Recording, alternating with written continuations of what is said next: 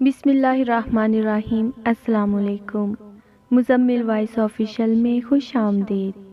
चंद रोज़ पहले फैसलाबाद के एक निजी स्कूल की सालाना पेरेंट्स टीचर्स मीटिंग में मेरा तरबियत औलाद के उन्वान पर सेशन था। इस तकरीब में कुछ बच्चों और वालिदैन को अवार्ड्स भी दिए गए थे। एक दराज कद बज़ाहिर अनपढ़ खातून को साल की बेहतरीन माँ का अवार्ड दिया गया। सेशन के इख्तिताम पर मैंने अवार्ड हासिल करने वाली माँ को ढूंढना शुरू किया, लेकिन वो इस स्कूल में पढ़ने वाले तीनों बच्चों को लेकर अपने घर वापस चली गई थी। मैंने प्रिंसिपल साहिब से इस ख्वाहिश का इजहार किया कि अगर आपको उस खातून के घर का एड्रेस मालूम हो तो मैं आपके साथ जाकर कुछ देर के लिए उस माँ से मिलना चाहता हूँ। प्रिंसिपल साहिब मुझे स्कूल से बहुत दूर मोहल्ला गुलाम आबाद ले गए। वहाँ एक मामूली सा घर था जो एक कमरे पर ही मुश्तमिल था। छोटा सा बरामदा और इतना ही सहन था। बच्चे और उनकी माँ घर में मौजूद थे। वहाँ जाकर मालूम हुआ कि बच्चों का वालिद एक फैक्ट्री में मजदूरी करता है। उनके 3 बेटे हैं और बेटी कोई नहीं। माँ घर में रहकर सिलाई मशीन पर लोगों के कपड़े सीती है। अपनी मेहनत की कमाई से वो बच्चों की स्कूल की फीस अदा करती है। ये सिर्फ माँ ही का शौक़ था कि बच्चे शहर के अच्छे स्कूल में पढ़ रहे थे। स्कूल इंतज़ामिया ने बच्चों के शौक़ और तालीमी रुझान को देखकर कुछ फ़ीस कम भी कर दी थी। मेरी खोजी तबीयत को एक दिलचस्प स्टोरी मिलने वाली थी।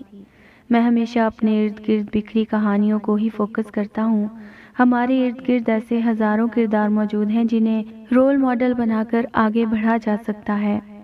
ज़िंदगी साज और किरदार साज वाक़यात की हमारे यहाँ कोई कमी नहीं, बस देखने वाली आँख और महसूस करने वाले दिल की कमी है।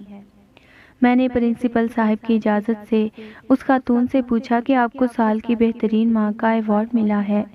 इस अवार्ड मिलने पर आप क्या महसूस कर रही हैं? वो खातून पुरजोश और पुरएतमाद अंदाज में बोली, मुझे बहुत खुशी हो रही है। पिछले साल भी मुझे ही ये अवार्ड मिला था। क्योंकि मेरे बच्चे स्कूल से नागा नहीं करते, साफ़ सुथरे यूनिफॉर्म में स्कूल जाते हैं। उनकी लिखाई बहुत खूबसूरत है। उनका होमवर्क मुकम्मल होता है। याद करने का सबक भी ठीक तरह से याद करके जाते हैं। तीनों बच्चे हर साल इम्तिहानात में फ़र्स्ट पोजीशन भी लेते हैं। खातून के बच्चे बिलतरतीब छठी, 5वीं और चौथी जमातों में ज़ेरे तालीम थे। मैंने पूछा, क्या बच्चे स्कूल के बाद एकेडमी पढ़ने जाते हैं? वो खातून झट से बोली, नहीं, मैंने इन्हें कभी भी किसी एकेडमी में नहीं भेजा। मैं अनपढ़ हूँ, लेकिन मैंने 2 असूलों को अपनी ज़िंदगी का लाज़िमा बना लिया है।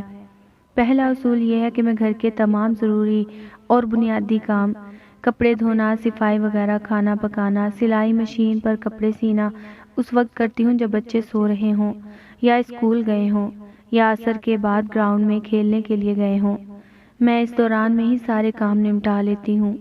जब मेरे बच्चे घर आते हैं तो मैं अपनी पूरी तवज्जो उनको देती हूँ। उस वक्त घर का कोई काम नहीं करती। मेरे बच्चे होते हैं या मैं उनका साया बनकर उनके साथ साथ होती हूँ। मैं बड़ी तवज्जो से सादा पंजाबी लहजे की उर्दू में इस खातून की बातें सुन रहा था।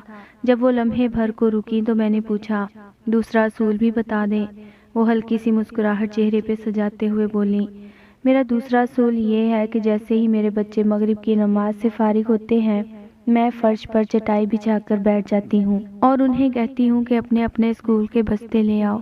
फिर मैं उनमें से हर एक से उसका स्कूल में पढ़ा जाने वाला सबक सुनती हूँ। मुझे कुछ समझ नहीं आती, लेकिन मेरे बच्चे समझते हैं कि मैं पढ़ी लिखी हूँ और सब कुछ समझ रही हूँ। मैं हर मजमून का सबक 3 बार पढ़ने का कहती हूँ। बच्चे सुनाते हुए याद कर लेते हैं। रोज़ का सबक रोज़ याद करने से बच्चे इम्तिहानात के दिनों में परेशान भी नहीं होते। उन्हें पूरी किताब याद हो चुकी होती है। मगरिब से इशा तक बच्चे बिला नागा मेरे पास बैठकर पढ़ते हैं।